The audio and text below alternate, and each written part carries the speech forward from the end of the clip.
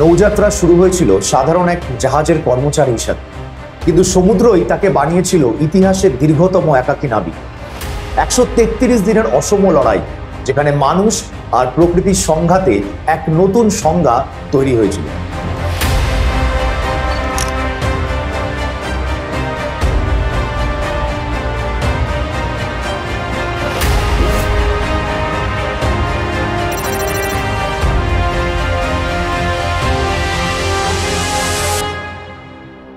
জীবন যখন আপনাকে চরম পরীক্ষা নেয়, তখন আপনি কতটা হার মানেন? যখন আপনার সামনে শুধু শূন্যতা আর মৃত্যু, তখন আপনি কি করবেন? পুন লিমকে জিজ্ঞেস করুন, কারণ তিনি দেখেছেন জীবনের সবচেয়ে কঠিনতম অধ্যায়। 133 দিন, এতগুলো দিন পেরিয়ে গেছে, বিশ্বযুদ্ধ চলছে তখন, আর এক যুবক জীবন আর মৃত্যুর মাঝে দাঁড়িয়ে নিজের অস্তিত্বকে প্রমাণ করে চলেছে। এই ছবিটা দেখুন। যখন তাকে উদ্ধার করা হলো, তখন সে দাঁড়িয়েছিল, ঠিকমতো হাঁটতে পারছিল না, কিন্তু সে বেঁচে ছিল। তার শরীরের ওজন অনেকটাই কমে গিয়েছিল, কিন্তু তার মনোবল অটুট ছিল। 1942 সাল 23শে নভেম্বর, দক্ষিণ আটলান্টিক মহাসাগর, ব্রিটিশ জাহাজ SS বেনলোমন্ডে কাজ করতেন পুন লিম, 25 বছরের তরুণ। হঠাৎ জার্মান সাবমেরিনের টর্পেডোর আঘাতে তার জাহাজ ডুবতে শুরু করে। মাত্র 2 মিনিটে সব শেষ। 54 জনের ক্রু মেম্বারদের মধ্যে একমাত্র তিনি কোনো মতে নিজেকে বাঁচানোর চেষ্টা করেন। ভাগ্যের পরিহাস। প্রায় 2 ঘন্টা পর তিনি একটি লাইফ র্যাফট খুঁজে পান। এটি তার শেষ আশ্রয়। তাতে কিছু বিস্কুট, তিনজাত খাবার আর 1 বোতল জল ছিল। প্রথম কয়েক সপ্তাহ তিনি টিকেছিলেন সেই সামান্য খাবারটুকু দিয়ে, কিন্তু তারপর শুরু হলো আসল লড়াই।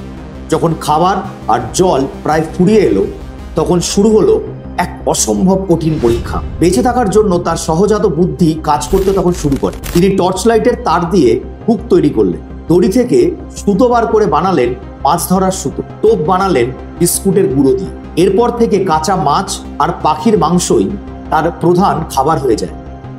জলহীন দিনে তিনি তৃষ্ণা মেটাতে পাখির রক্ত পান করতেন, বৃষ্টির জল জমিয়ে রাখতেন লাইফ জ্যাকেটে।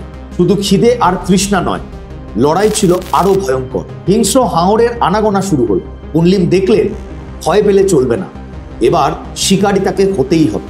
মৃত্যু, তুমি আসতে পারো, কিন্তু আমি হার মানব না। আমার শেষ রক্তবিন্দু দিয়েও আমি লড়ব।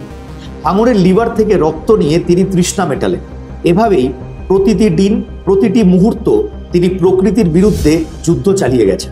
ঝড়ের পর তার প্রায় সব জিনিসপত্র ভেসে গিয়েছিল, কিন্তু তার মনোবলকে ভাঙতে পারে। কয়েকবার জাহাজ এবং বিমান তাকে দেখেও এড়িয়ে যায়। হয়তো তাকে এশিয়ান দেখে জাপানি ভেবেছিল, কিংবা ভেবেছিল জার্মানদের পাতা কোনো ফাঁদ। কিন্তু পুন লিম আশা হারান। 4 মাস পর পুন লিম যখন দেখলেন সমুদ্রের গভীর নীল রং হালকা হতে শুরু করেছে, তখন তার চোখে জল চলে এলো। এটিই ছিল তার জীবনের টার্নিং পয়েন্ট।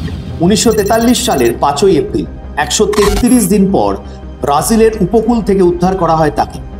যখন তাকে বলা হয়েছিল আপনি বিশ্ব রেকর্ড করেছেন, তিনি শান্তভাবে উত্তর দিয়েছিলেন, আশা করি কোনোদিনও কাউকে এই রেকর্ড ভাঙতে হবে।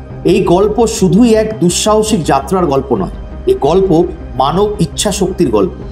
যখন মনে হয় সব শেষ, তখন মনে রাখবেন পুন লিম 133 দিন সমুদ্রে একা ছিলেন। তিনিই প্রমাণ, হাল ছেড়ে না দিলে মৃত্যুও হার মানে। আশা করি আপনাদের এই ভিডিওটি খুব ভালো লেগেছে এবং আরো এরকম রোমহর্ষক গল্প পেতে এই চ্যানেলটিকে এক্ষুনি সাবস্ক্রাইব করুন।